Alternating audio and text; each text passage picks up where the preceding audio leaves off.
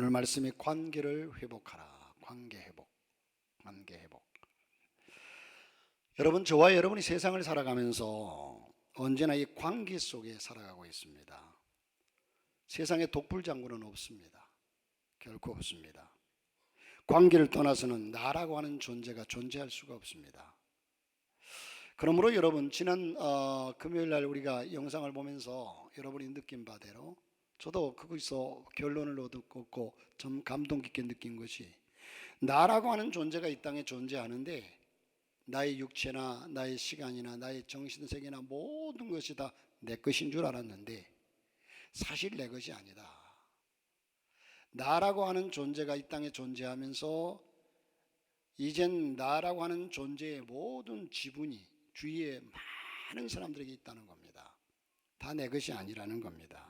착각하지 말라는 거죠.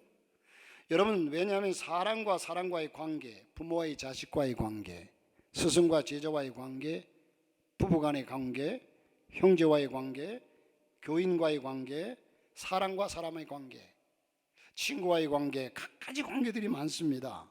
수없이 많은 관계를 이루고 있고, 또 우리가 물질과의 관계에서도 사람과 자연과의 관계, 식물과의 관계, 동물과의 관계, 이런 등등 수없이 많은 얽히고 설킨 관계 속에서 우리 인간은 존재하고 있습니다. 내 의지로 이 땅을 존재하고 내 생각으로만, 내 모든 능력으로 이 땅 내가 스스로 존재하는 것이 아니라 주위에 수없이 얽히고 설킨 것이 나를 붙잡아주고 나를 함께하기 때문에 내가 존재한다는 거죠. 여러분, 필리핀에 가면요, 거기가 어느 그 계곡에 쭉 배를 타고 올라가는데 갑자기 생각이 안 나네요. 팍상한, 기분이 팍 상하는 데인데, 팍상한이라고 하는 곳에 가면 양쪽이 높은 절벽이에요. 가운데에 그 큰 계곡이에요. 그 계곡을 따라 배를 타고 쭉 올라가는데, 그 양쪽에는 완전히 그 높은 절벽에서 숲들이 우거져서 뿌리가 수백 미터 위에서 뿌리가 바닥에 물까지 내려왔잖아요. 그런데 그게 막 얽히고 설켰어요. 그 숲들을 쳐다보면 숲이 이리 얽히고 저리 얽히고 막 얽혀서, 그걸 바라보면서 그래, 저들이 저렇게 얽혀 있으니까 태풍이 와도 그렇게 쉽게 떨어져 나가지 않고 분지러지지도 않고 저렇게 존재하는구나. 여러분, 이 땅에 저와 여러분 혼자서 내 힘으로 이 땅에 살아가는 것 같지만, 나를 나되게 하고 나를 이렇게 세워주는 수없이 많은 주위의 사람들과 많은 것들이 나를 에워싸고 나를 붙잡고 있다는 겁니다. 그러기에 우리는 나를 나 마음대로, 그래서 우리는 더 열심히 살아야 하고 더 최선을 다해야 합니다. 자, 여러분, 우리는 이런 관계 속에 얽히고 설켜서 우리 인간은 존재하고 있는데, 이 관계를 어떻게 조화롭게, 아름답게, 유익하게 만드느냐. 왜냐하면 사람들이 이 관계를 잘못 가짐으로 문제가 야기되고 낭패를 보기 때문인 겁니다. 부모와 자식의 관계가 잘못되어서 원수가 되어서 자식이 부모를 죽이기도 하고요. 형제와의 관계가 잘못되어서 서로 부모가 남긴 재산 몇 푼을 가지고 서로 싸우면서 아웅다웅하고 칼부림까지 나고요. 여러분, 성도와의 관계, 곧 아름다워야 할 관계가 깨어짐으로 원수가 되어서 망해버리는 일들이 허다합니다. 그런데 이 관계가 좋으면요, 상대방의 오지가는 것은 다 이해가 돼요. 다 덮어줘요.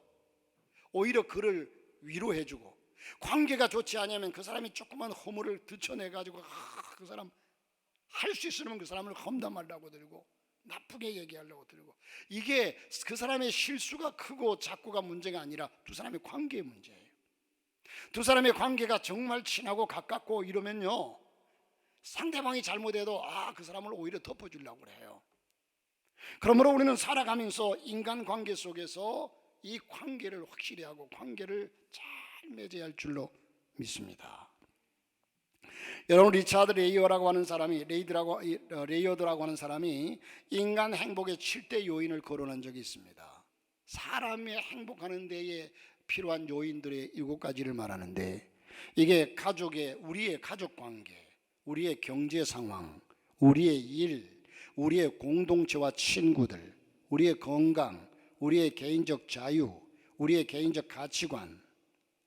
자, 이런 것들을 7가지를 얘기한 이것이 바로 우리 인간 행복의 7대 요인이다 이렇게 얘기했는데, 이 중에 건강과 소득을 제외하면 모든 것이 다 인간관계의 질과 연관이 되어 있다는 겁니다.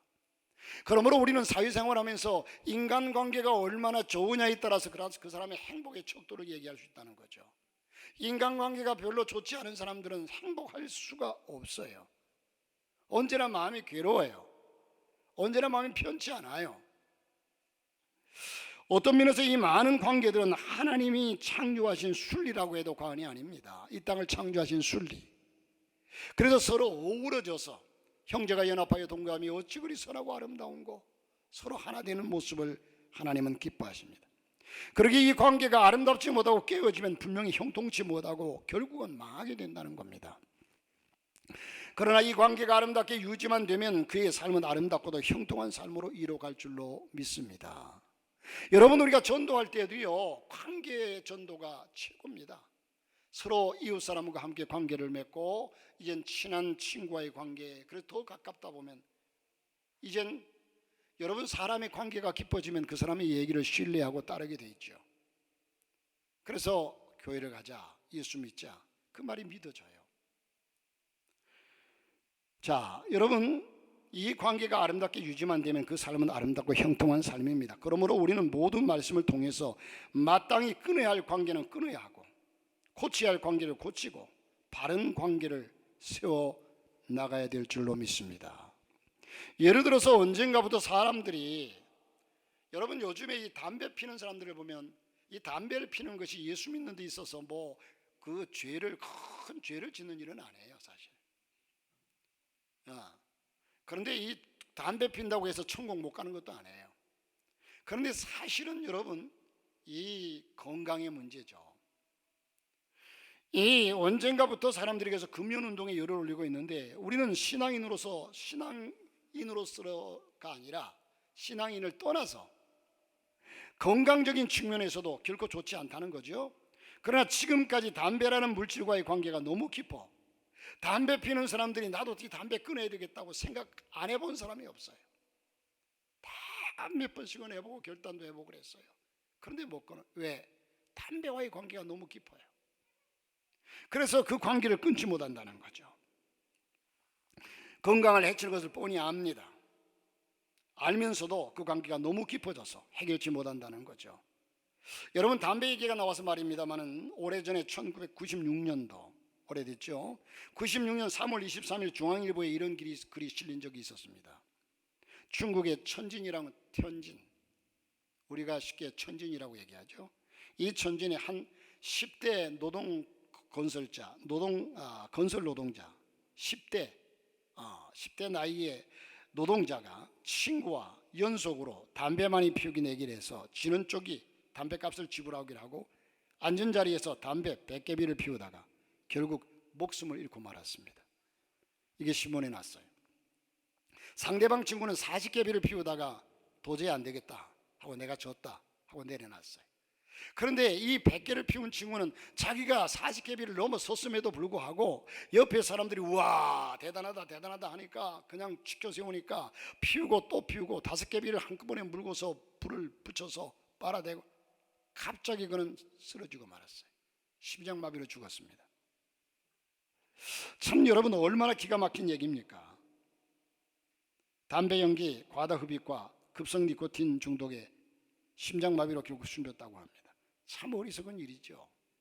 그런데 우리는 이 사람의 모습을 어리석다고 하면서도 우리도 때를 따라서 이 담배뿐만 아니라 모든 잘못된 일에 얽매여 사람들이 그렇게 지켜세우면 그러다가 결국 망하는 예들이 많습니다.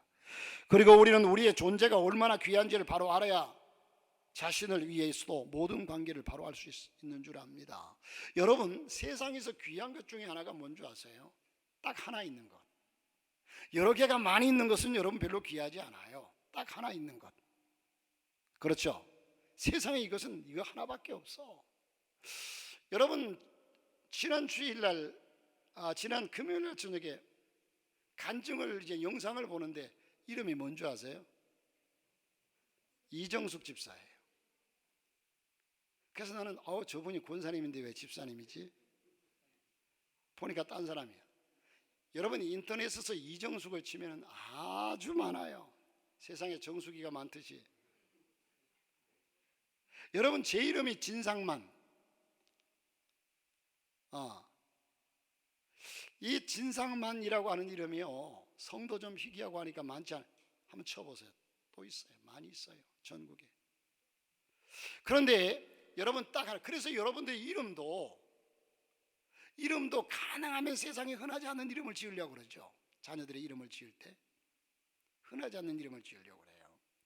그렇다면 여러분, 나라고 하는 존재는 이 지구상에 나밖에 없어요.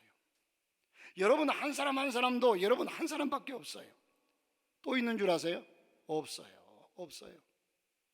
절대로 없습니다. 그래서 나라고 하는 존재는 참으로 귀한 존재임을 여러분 아시기를 바랍니다. 할렐루야. 여러분, 어느 날 독실한 신자가 기독교에 대한 불만인 사람과 대화를 나누고 있었습니다. 그 불만이 많은 사람이 말하기를 기독교는 사람을 너무 올가맨다. 술도 안 된다, 담배도 안 된다, 마약도 안 된다, 뭐도 안 된다, 또 이래야 된다, 저래야 된다.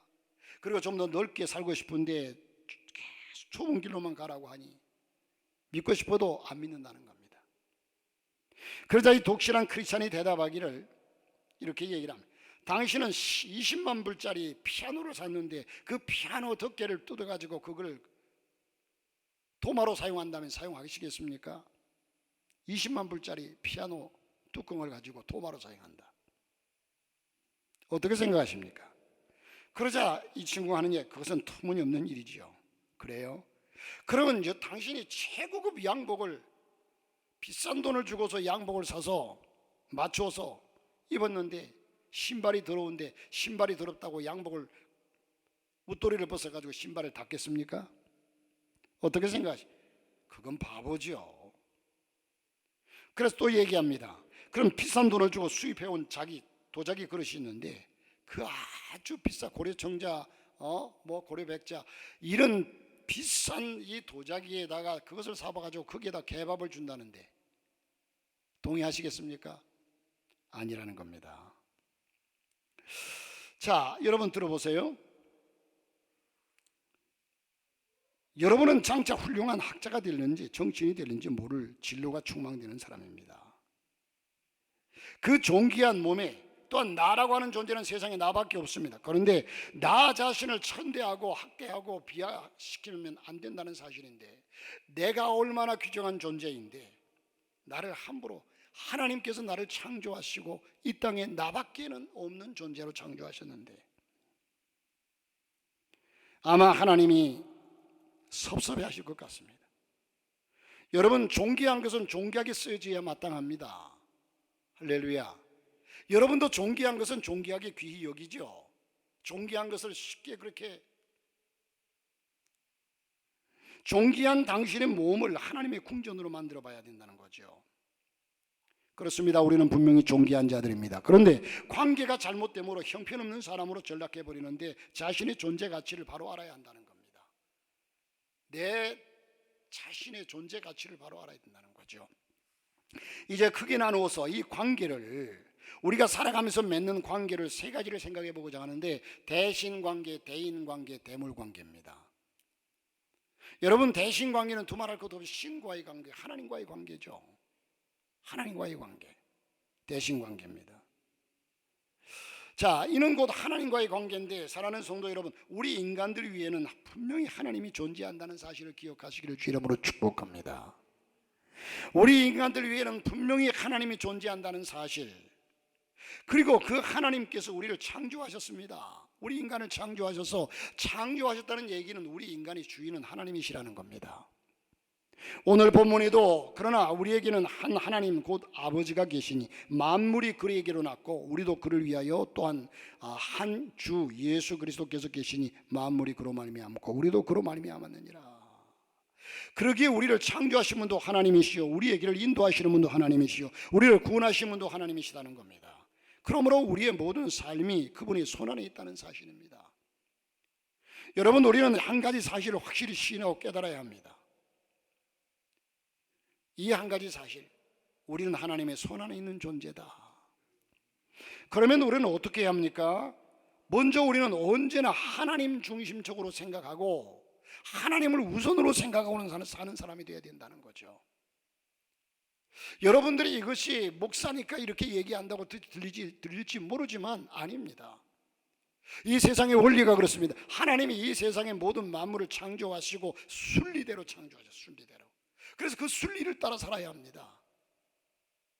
그런데 그 순리 중에 첫 번째가 하나님 중심으로 살라는 겁니다. 여러분들이 이젠 내 인생 전체도 하나님을 중심으로 계획하고 생각하고 1년을 계획하더라도 1년을 하나님 중심으로, 한 달을 계속 계획하고더라도 한 달을 하나님 중심으로, 예배 중심으로, 일주일을 생각하더라도 일주일도, 오늘 한 날을 보더라도, 여러분이 하루를 아침에 일어나서 기도하면서 하루를 계산하더라도, 예를 들어서 저녁에 예배가 있다면, 수요 예배나 금요 기도가 있다면 오늘 그래 저녁에 예배가 있어, 이 예배를 중심으로 그때에 영향을 받지 않도록 빨리 할 거 빨리 하고 늦게 할 거 늦게 하고 빨리빨리 다 처리하고 그 예배에 지장이 없도록 하는 것이 하나님 중심으로 사는 겁니다. 그런데 되는 대로 살다가 아유 오늘은 뭐 늦어서 못 가겠네, 오늘은 이 일이 있어 못 가겠네, 하나님 중심으로 산다는 얘기는 하나님을 우선으로 생각하고 모든 것을 다 그 다음으로 생각하고 계획하고 산다는 거예요. 오늘날 이런 사람들이 많지 않습니다. 그리스도인은 마땅히 그렇게 살아야 합니다. 여러분, 지난 금요일날 영상 속에 우리 그 이정숙 집사님의 어머니가 예수 믿고 나서 새벽 기도를 다니는데 누구와 같이 갔다고 그래요? 시어머니를 업고 새벽 기도 갔다고 하잖아요. 요즘 이런 사람 있으면 아마 그 사람을 미쳤다고 할 거예요.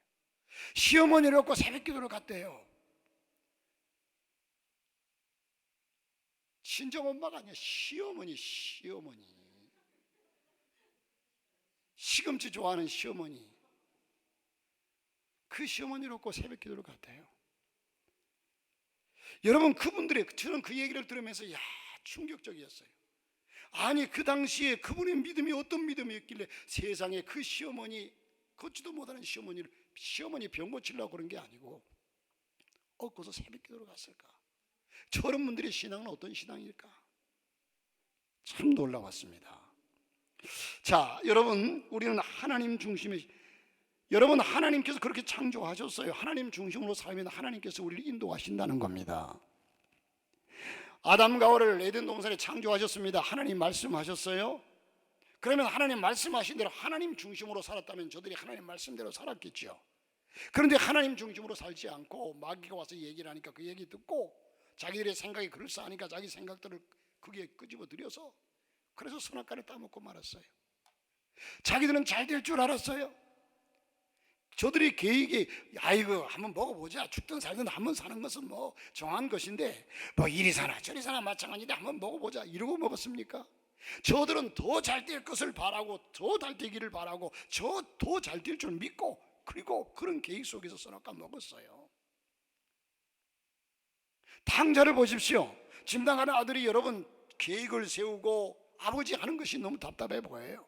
자기는 더 잘 살아보려고 그 돈 가지고 배나 되고 3배, 4배, 5배, 100배 그래서 부자가 돼가지고 이런 계획을 꾸고 나갔어요.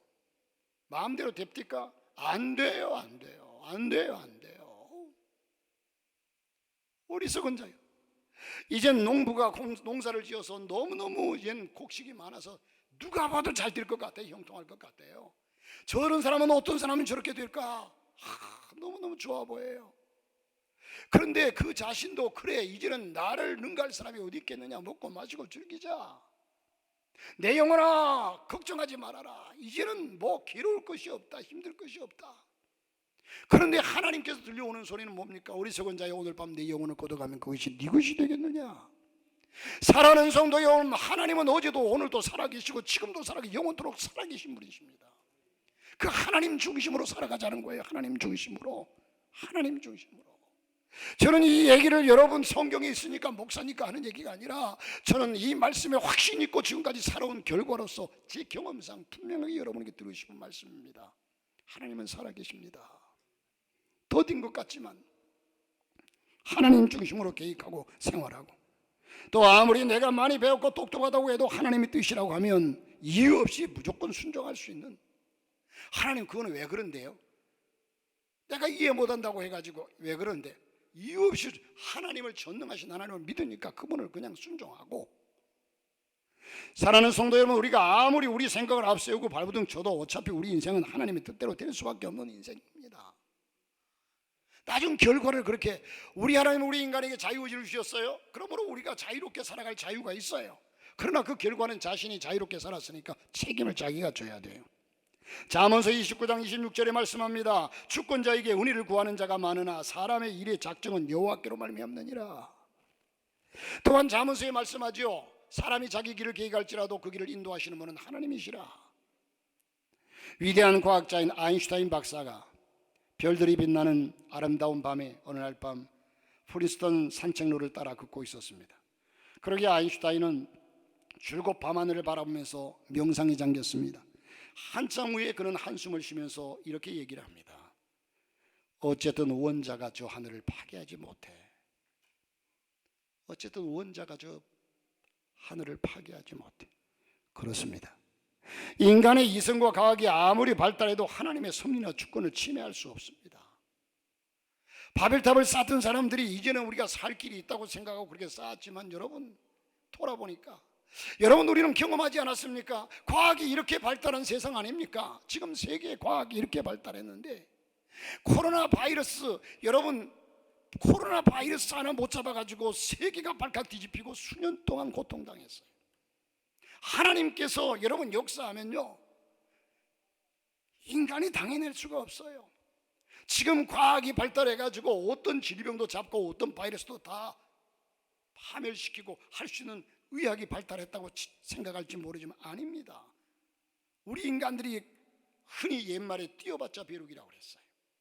벼룩은 자기가 자기 몸 몇 배를 팍 쭈물러 뛰니까 대단한 줄 알지만, 인간들이 보기에는 그거 참 보잘것없죠.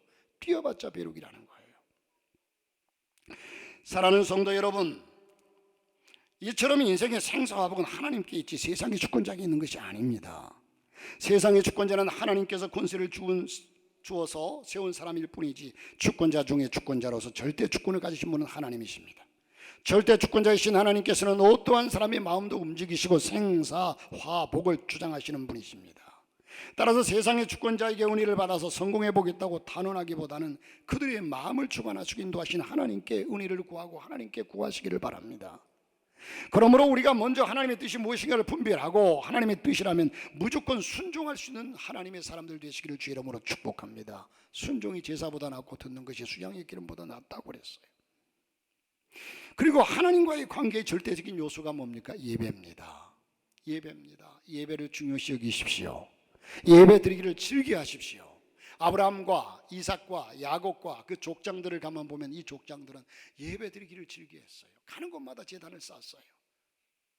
여러분 오늘날도요, 예배가 때로는 지겹죠, 힘들죠. 오늘 또 교회 예배를 즐겨하십시오. 여러분, 그러므로 예배 중심적인 사람은 하나님과의 관계를 바르게 할 수 있습니다. 예배 중심적인 사람이 하나님과의 관계를 바르게 할 수 있습니다. 하나님과 그 관계가 하나님과 가까워질 수 있다는 얘기예요. 관계가 좋다는 얘기는 가깝다는 얘기 아닙니까? 쉽게 얘기하면 그 사람과 가깝다, 관계가 좋다는 얘기예요. 그 사람과 거리가 멀다, 관계가 좋지 않다는 얘기예요. 두 번째는 대인관계, 곧 이웃과의 관계입니다. 여러분, 이웃과의 관계를 바르게 하시기를 주의 이름으로 축복합니다. 어느 분이 쓴 좋은 인간관계를 맺고 사는 비결이 있어서 여러분에게 소개하고자 하는데 10가지를 말씀했어요. 좋은 이웃관계의 관계를 맺는 비결. 첫째는 여러분, 먼저 나부터 인간이 되라. 나부터 좋은 사람이 되라. 여러분, 나 좋은 사람 되면 모든 사람들이 나 좋아해요. 이렇게 얘기하니까 어떤 분은 그러니까 나 목사님 싫거든요. 내가 좋은 사람이 되면 모든 사람이 나 좋아해요. 사람들이 나를 좋아하지 않다면 내게 문제가 있다는 거예요. 유상종이라고 했으니 좋은 인간을 만나고 싶으면 먼저 너부터 좋은 사람이 되라. 적을 만들지 말라. 두 번째는 적을 만들지 말라. 친구는 성공을 가져오지만 적은 위기를 가져오고 성공을 무너뜨립니다. 조직이 무너지는 것이요 3%의 반대자 때문이랍니다. 3%, 97%가 다 지지하는데도 3%가 반대해서 그 조직이 무너진대요. 10명의 친구가 한 명의 적을 당하지 못한다는 겁니다. 쓸데없이 남을 비난하지 말고 항상 악연을 피하여 적이 생기지 않도록. 여러분, 우리가 얘기를 전할 때에도 좀 상대방에게, 옛날에는 제가 어머니에게 형제들 간에 뭐 일어난 일들을 그냥 시시콜콜 얘기했어요. 그런데 지금 가만 생각해 보니까 이 얘기 들으면 어머니가 얼마나 속상해할까. 얘기를 안 해요. 오히려 더 좋게 얘기해요. 여러분, 성도 간에도 좀 제발 저와 여러분의 신앙생활 속에서 그래야 이 적이 생기지 않습니다. 적이 생기지 않아요. 여러분, 쓸데없이 남을 비난하지 말고 항상 악연을 피하고 적이 생기지 않도록 하라. 세 번째는 좋은 선배나 스승을 항상 가까이 하라. 좋은 사람을 가까이 하라. 지난 지시라고 그랬죠. 난 있는 곳에 들어가면 향기가 풍기고. 여러분, 훌륭한 스승을 만나는 것은 인생에 있어서 50% 이상을 성공한 것이라고 얘기했습니다. 그리고 네 번째는 만나는 사람마다 생명의 은인처럼 대하라. 만나는 사람마다 겸손하게 대하고 아름답게 대하라. 항상 감사하고 어떻게 보답할 것인지 고민하라. 그리고 다섯 번째는 첫 만남에서는 첫사랑보다 강렬한 이미지를 남기라. 처음 만났을 때 그래야 그 사람이 그 사람 참 처음 만났는데도 참 사람 이미지가 좋더라. 여섯 번째는 헤어질 때 다시 만나고 싶은 사람이 되라. 함께 있으면 즐거운 사람, 함께 있으면 유익한 사람이 되라는 거죠. 그리고 일곱 번째는 하루에 3번 참고 하루에 3번 웃고 3번 칭찬해라. 3번 참고 3번 웃고 3번 칭찬. 여러분, 마음에 분노가 일어나면 일단 참으십시오. 누구에게도 얘기하지 말고 참으십시오. 이게 참 큰 비결이에요. 그래도 또 참으세요. 여러분, 옛말에 3번 참으면 살인도 면한다. 참을 인자가 셋이면 살인도 면한다고 그랬어요.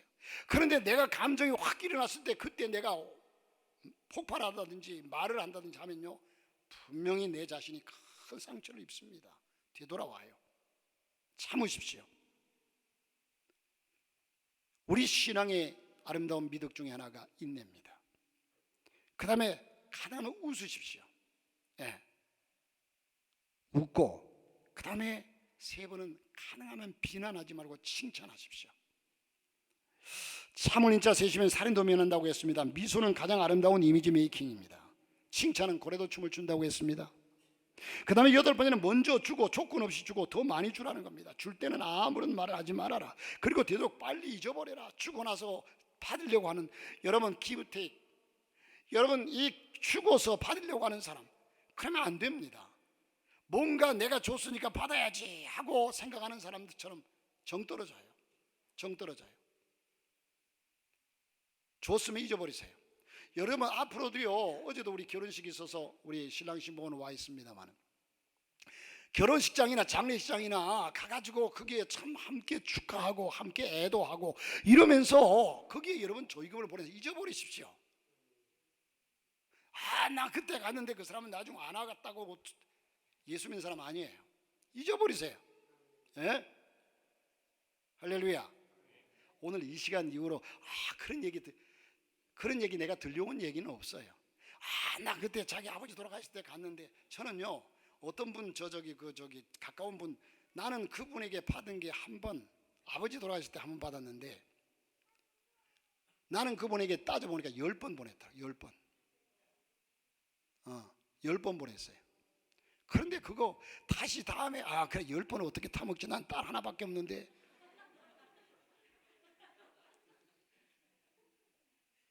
한 번도 생각해 본 적 없어요. 네. 여러분, 우리가 그리스도인들이 베풀고 나가지고 그걸 왜 받으려고 그래요? 그 하나님이 안 주세요. 하나님이 주셔야 2배 3배로 허락하시죠. 내가 받으면 그것. 자, 그리고 힘들고 어려울 때 곁에 있어줘라. 일반적인 사람들은 힘들 때 멀리합니다. 사람들이 돈이 있고 잘 되면 사람들이 친구들이 많은데, 그렇지 않으면 자꾸 떠나가죠. 힘들 때 곁에 있어준 사람이 진짜 친구입니다. 그리고 한 번 인맥은 영원한 인맥을 만나라. 한 번 인맥이 맞았으면 영원한 인맥이 되게 하라. 여러분, 저는 가끔씩 얘기하지만 내 평생에 원수가 없게 없어서라고 기도를 가끔씩 해요. 여러분, 이 정말 누군가를 원수 삼고 미워하고 산다는 것처럼 얼마나 힘든 일입니까? 정말 힘들어요. 스트레스 받아요. 미운 사람이 생각나면 마음속에 그냥 확 속이 상해요. 왜 그렇게 살아요? 가서 풀어버려요. 아멘. 내가 그 사람 미워한다고 해가지고 그 사람이 고통받습니까? 그렇지 않아요. 그 사람은 나와 상관없이 기쁘게 살아가고 있어요. 나 혼자 그냥 미워서 그냥 몸부림치고. 참 어리석은 사람 아닙니까? 내가 한번 예를 들어서 자존심 상해도 찾아가가지고 내가 미안해, 내가 잘못했어 하고 손잡고 다 풀어버리면 그런 고통 안 받잖아요. 살아가면서 나 혼자 그냥 속이, 그 사람 생각해도 뭐 시자만 생각, 시험만 생각해도 속이 상해요. 여러분, 어제 제가 주례하면서 그런 얘기했지만 시집 간다, 장가 간다, 일륜지 대사거든요. 그런데 시집 간다는 말은 어차피 시갓집으로, 이제 나는 시갓집으로 가 살아야 된다, 시갓집으로 간다는 의미가 시집 간다는 말이에요. 그러니까 이제는 어차피 시갓집에 도를 배우고 예를 배우고 시갓집에 가 살아야 될 거예요. 그 다음에 장가 간다. 장가는요, 장모님이 계시고 장인어른이 계시는 집으로 간다는 거예요. 네. 그러니까 서로 이제는 그쪽에 가서 함께 그렇게 살아야 돼요. 아직도 내가 시집 갔는데도 친정의 모든 것을 적을 두고 거기에 미련을 두면, 장가 갔는데도 아직도 내가 내 집에, 그래서는 안 된다는 거죠. 여러분, 저와 여러분이 화목한 것, 하나님이 원하시는 것, 기뻐하시는 것, 우리도 행복한 것, 그것입니다. 여러분의 가족이 참 이웃입니다. 교회에서 성도들이 이웃이요, 생활 속에 상대방이 이웃입니다. 이웃과 화목하십시오. 레위기 19장 18절에 보니까 원수를 갚지 말며 동포를 원망하지 말며 이웃 사랑하기를 내 몸과 같이 하라. 나는 여호와니라. 마가복음 12장 31절에 둘째는 이것이니 내 이웃을 내 몸과 같이 사랑하라 하신 것이라. 이에 더 큰 계명이 없느니라. 사람이 이웃을 내 몸처럼 사랑하는데 내게 잘못한 사람은 없는 것입니다. 다시 말해서 내가 다른 사람을 내 몸같이 사랑하는데 나에 대해서 잘못할 사람이 없다는 거예요.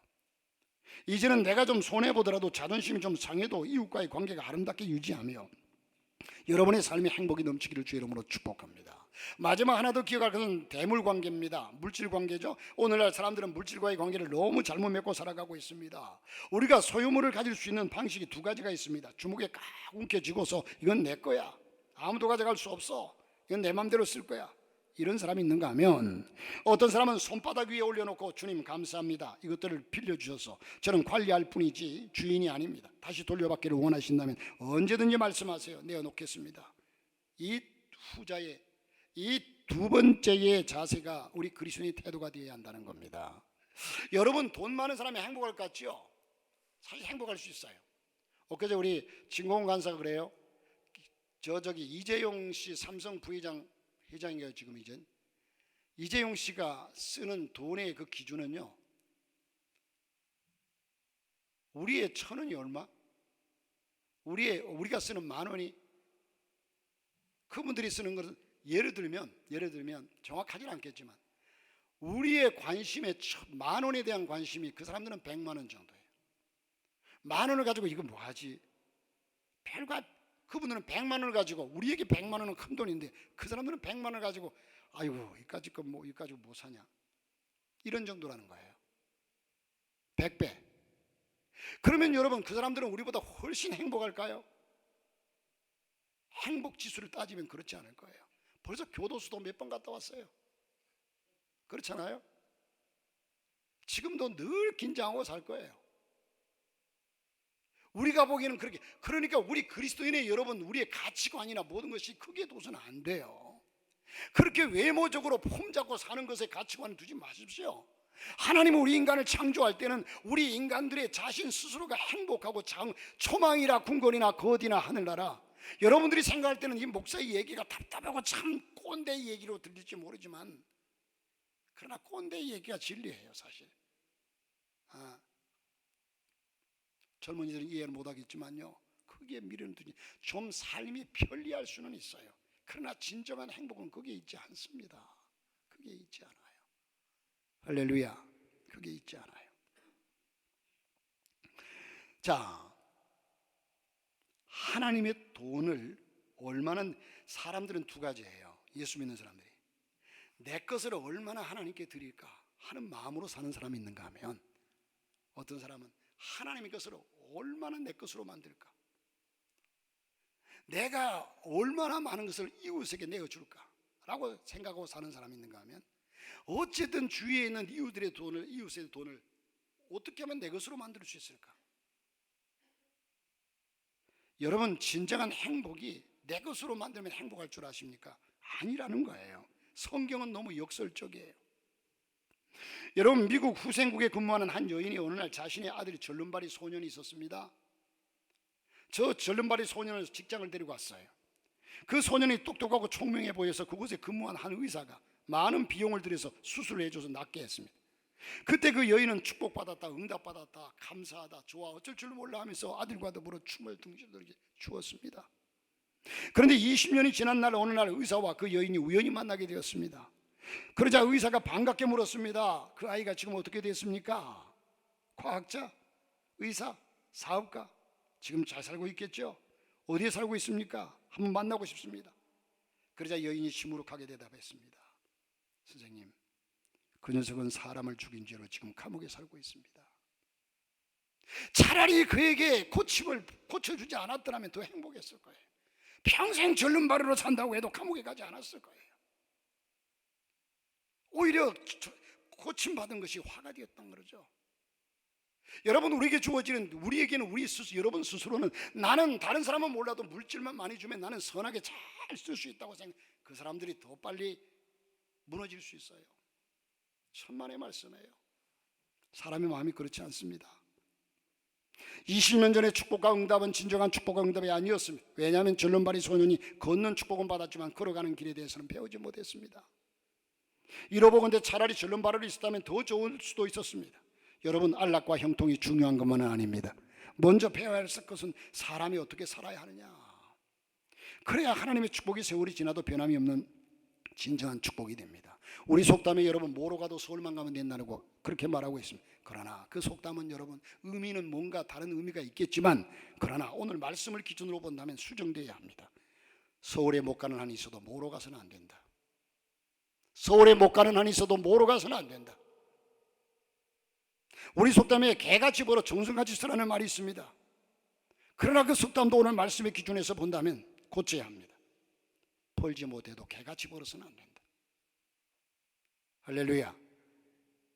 여러분, 그리스도인들이 그리스도인답지 못하면 이 세상은 타락합니다.